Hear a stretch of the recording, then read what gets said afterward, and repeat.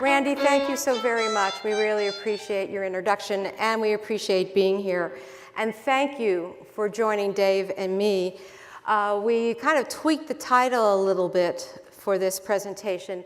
It's X versus Y, Overcoming Gender Bias on the Way to the C-Suite. So let's think big. Now, the reason we changed the title and the reason that we're doing this particular presentation is because while there are universal leadership issues for both men and women, there are some situations, some challenges, some issues that women face more predominantly. And as I've said that, maybe some of you are thinking about some of those that you might have faced yourself. So it's important for us women to know how to handle these types of challenges because they show confidence, they show leadership presence. And I have to admit, I was here a little bit for the presentation. It was actually a panel discussion earlier that talked about, how do you get ahead? And one of the things that was said was performance, performance, performance. I'm going to tell you, performance is a table stake. It is what gets you to that table. But, and I said this long before the election process going on, that confidence trumps competence all the time. Okay?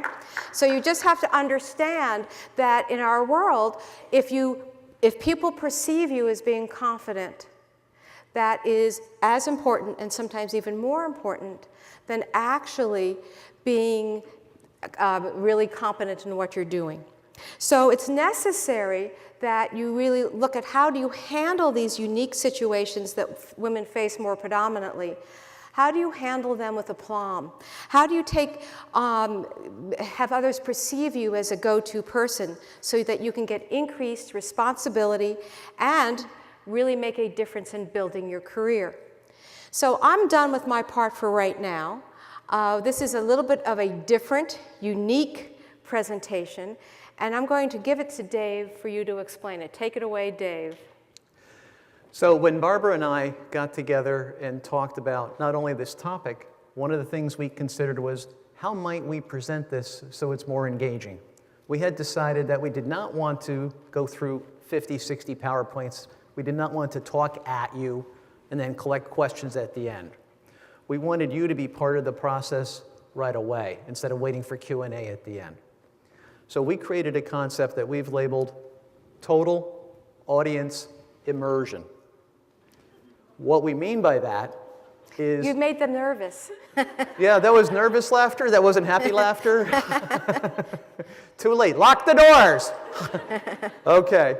So what we've done is we've created 4 scenarios that typify business situations that professional women often encounter in the workplace. We're going to act those out up here, and we're going to invite some of you to participate with us in the acting out. It's very easy. Don't get nervous. Double bolt. And once we've done the 90 seconds on the vignette, Barbara and I step out of character, and we begin a conversation, both with the people up here and for all of you out there. We have 4 of these, so we run about 20 minutes per vignette, and it's a lot of fun. Now, there's one other aspect to this. You will see I've asked 3 very kind people who will be acting as mic runners for us. When the conversation begins, they're going to stand up in their aisles with a handheld mic, and they will move up and down and pass the microphone to all of you in the audience to share so that all of your colleagues can hear, and of course the audiovisual people can get it on the recording.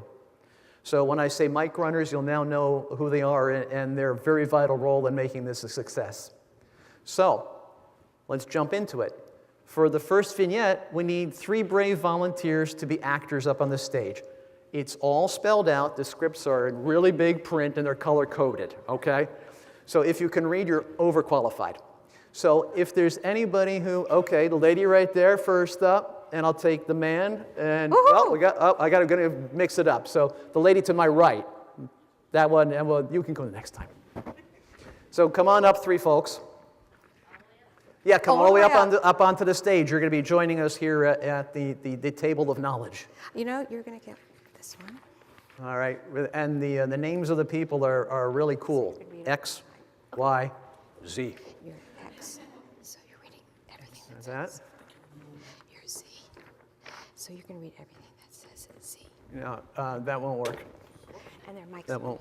Oh, yours X. Okay, you're Y. Okay, got it. All right, are we set? So the setup for the first is 4 people will be at a meeting room table waiting for the boss to come in. The meeting's been called, not sure why.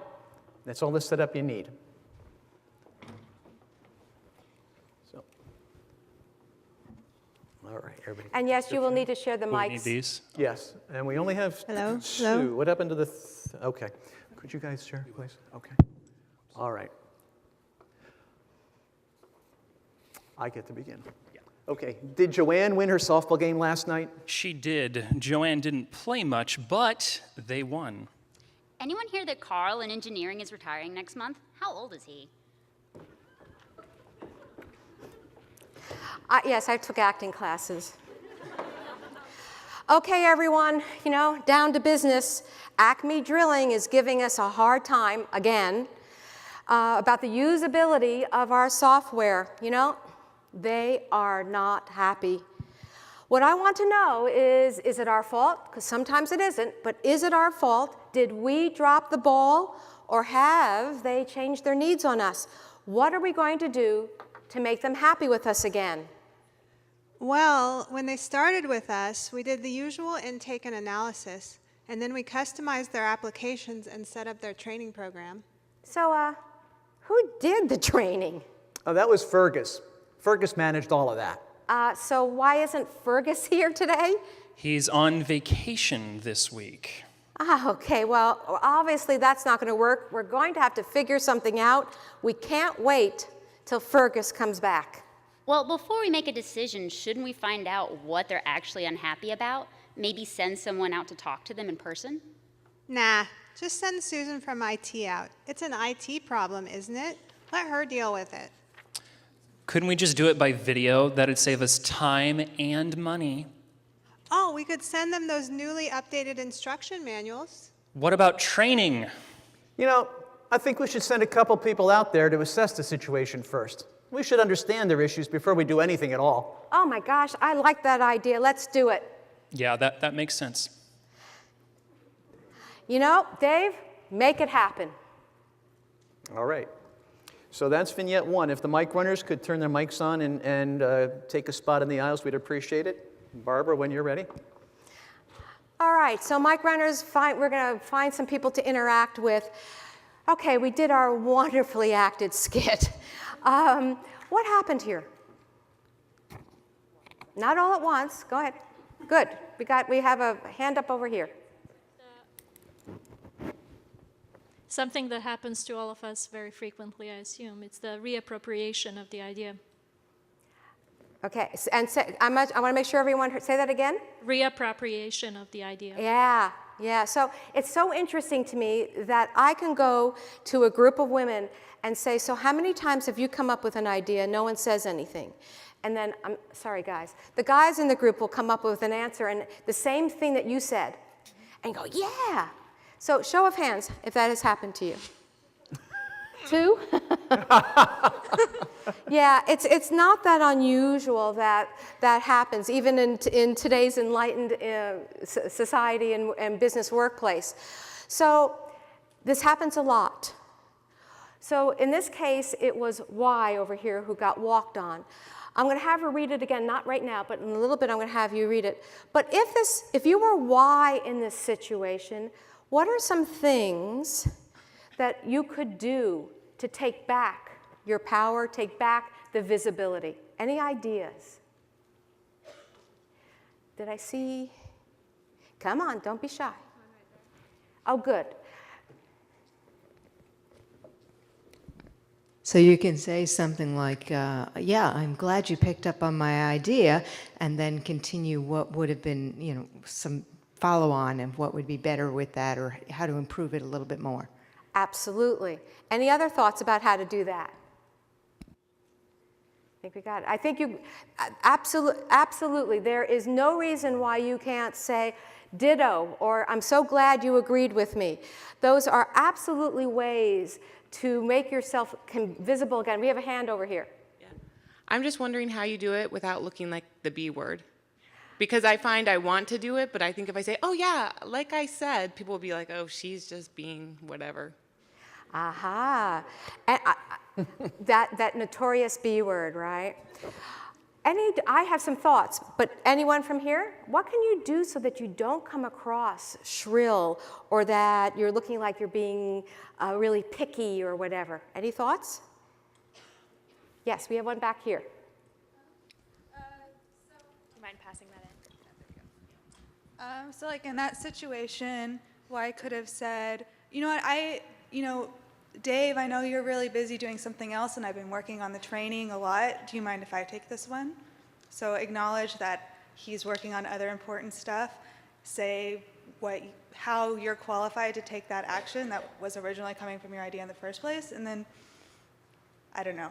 I wouldn't think that, if I was in that situation, I wouldn't think that was coming off as a B. I mean, everything depends on the culture and the feelings that are in the group. So it depends on the situation. But I think we see another hand over here. Yes. I think it's also important to have an advocate in the meeting. So I know in my company, I have some friends who they actively acknowledge me when I make a point. And if someone else steals the idea, they're like, oh yeah, wasn't that your idea first or something like that? So if you have someone else's back and they have your back in a meeting, it really helps the ideas to be yours versus someone else. I love it. So think about this. If it's possible that there are other people that you are going to be in the group, you can kind of hold each other's back. And it's not just women with women, it could be women with men, etc. That they will support you, because it's not just you who might have to say, oh, I'm so glad you agree with my idea, Dave, or whatever. It could be other people in the group doing it, so that would be one way to get around that notorious B word that was there. If someone else does it for you, so if you can kind of talk ahead of time with a group of people that you work with and kind of support one another, what a great culture that it would be. But I will also, well, I see another hand. Yes. There is one more scenario involved, which I've experienced, and that's where it was my idea, and I'm the only woman in the room, and somebody else states that it was somebody else's idea. Okay? Like so-and-so said earlier, and names another person, and that has happened frequently. And in that case, it makes you even a bigger B word to say, and no, that was me. Well, but again, sometimes... And the person that was wrongfully named does not correct that person either. And, it's just bizarre. You're nodding your head. Yeah. Oh my God, you start to question, did I really say that or not? Oh boy. Okay, well, okay, let me go into first how to handle being perceived as being over the top. And also then maybe to address your thought over here, and then we're going to move to another question on this. Yes? I was going to say, the man in the center there would like to share something, so. Oh, okay, man in the center, we won't overlook you. Yeah. Well, I just want to say that I've noticed that the same kind of actions and the same kind of attitudes that we're talking about can be expressed by men all of the time. Of course. Where they can say, oh, that was actually my idea, and no one would ever dare say to that man, well, you're being a huge B right now, bro. They would just say, oh, well, I'm so sorry, it was your idea, and as a fellow man, I'm going to go ahead and give you respect. And it's such a double standard, and it's unfortunate.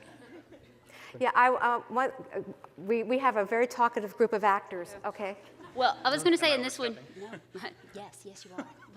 Okay, bro. I just noticed in this scenario why it doesn't speak up except for that one time. There was a quip in the beginning that was ignored.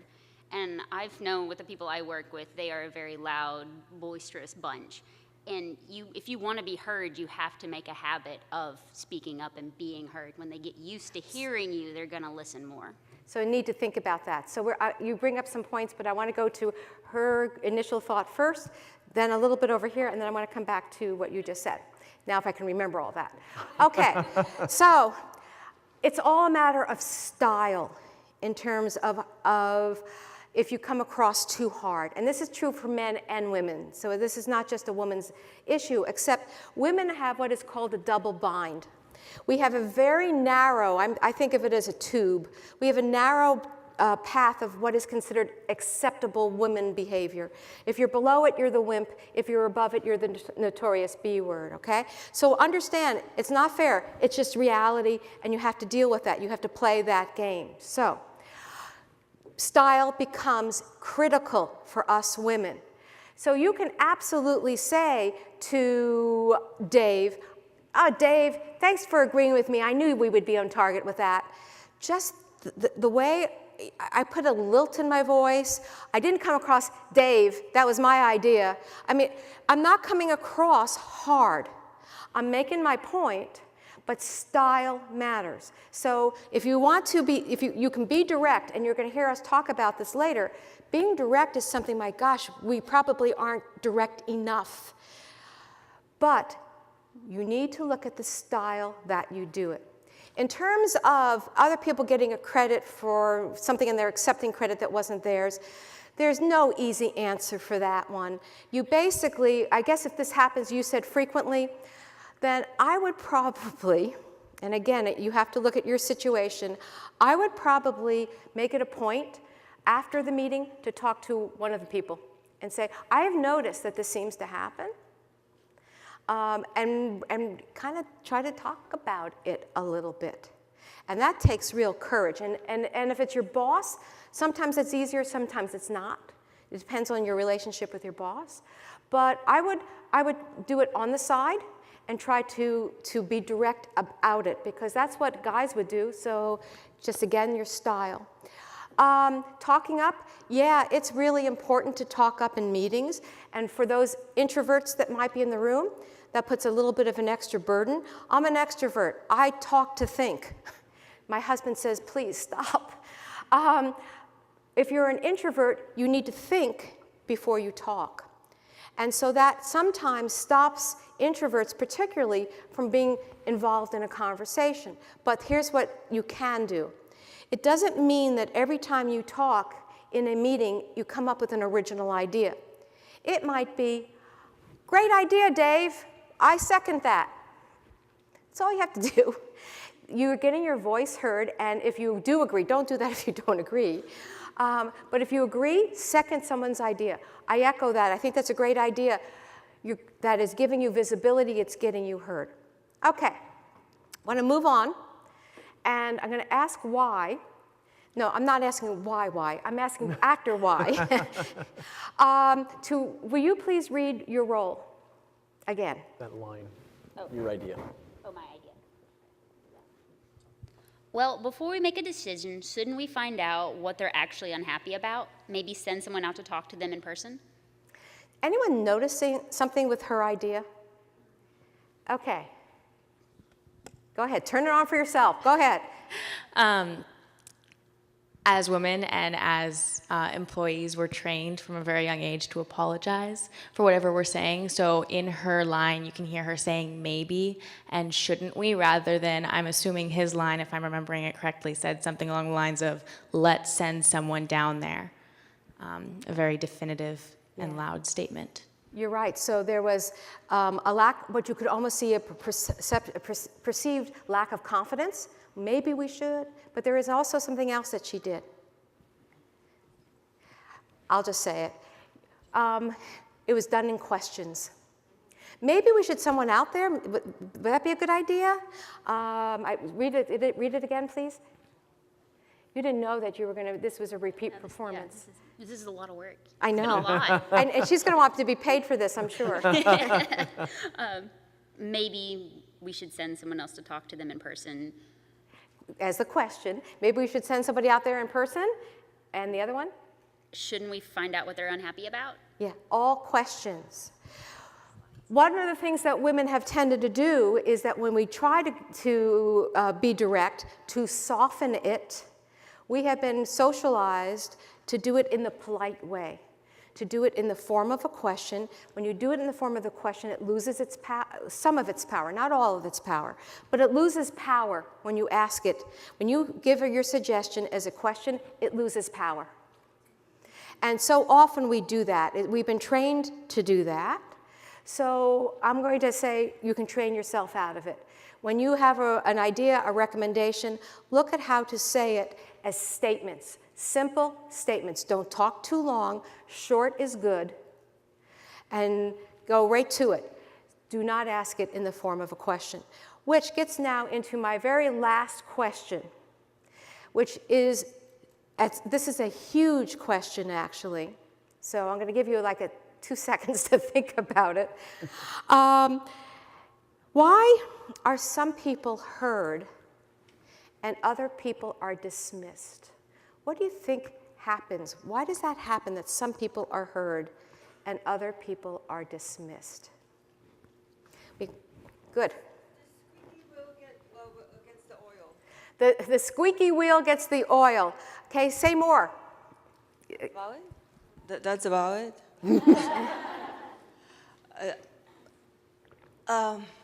I think if you have a certain reputation that you don't give up and you're persistent, they just want to get rid of you to agree with you. Oh yeah, haven't you noticed sometimes that it's just easier if somebody's almost annoyingly so that, or they have built a reputation that they get heard more. I saw a hand over here. Yeah. I think a piece of it is personality. I know within my group there are few, but there are a few women in my group, and specifically I know who's the softer spoken Emmy, and I'm not. And so there are about 100 people in my group, and even if I don't know all the guys' names and remember them, everybody knows my name. So it's a little bit about personality. They know I'm not going to hold it back. I'm going to say it, and so. Yeah, I mean, it does get into, you may need to force yourself to talk up so that you don't become what I consider invisible. I see too many people, particularly women, who have high competence. They're really good at what they do. And we've almost been told that if you put your head down and just do your work, you're going to get noticed. I'm sorry, that's part of it, but it's not all of it. You really do need to be able to be perceived by others as having that leadership presence. And so what I'm going to really recommend to you is that you really look at the words you use, sure. Look at the tone of voice. Are you talking too softly? Are you suggesting things in the form of questions? Do you have what I call the Kardashian effect, that it's called upspeak, so that everything you say comes up as a question? Even when you're making a statement, it comes up, there's a little lilt at the end. Oh my God, I hate it. I coach somebody who was at Procter & Gamble, and she was in marketing, and she got passed up on a leadership position by a gentleman who he was perceived as being confident by others, but everyone else who in the know knew he wasn't as competent as the woman that I was dealing with.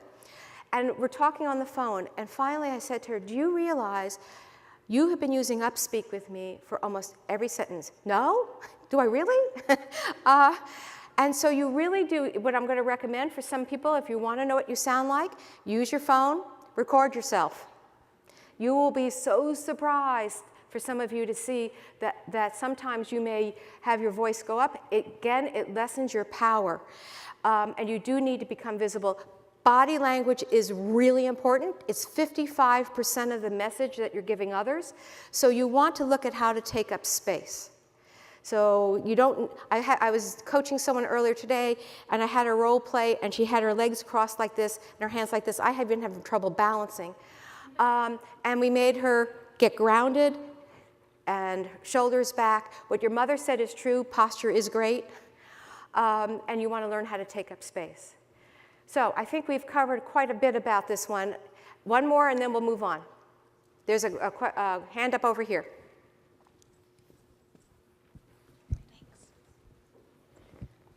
Hi, in my area, I work at IBM, and I'm very lucky I don't have this problem. Yes, I know that was upspeak. But I don't have this problem. Most of our, and this is the hardware division, we talk on the phone. Meetings are all on the phone. That's what I wanted to bring up here, is that you're all in face, person to person. That's true. And our meetings are on the phone, and a lot of times, even the men will speak up and talk about whose idea that was if it got misidentified, because we're all trying to understand each other's voices. That's all we're going by. And we're a team. We've been together for a long time, so we know a lot of the voices, but every once in a while a new voice comes in, and we can't always understand that, which voice was that, or it has a thick accent, and we're like, we didn't quite get what that person said. And so there is a very good amount of who said what, if it needs to be clarified.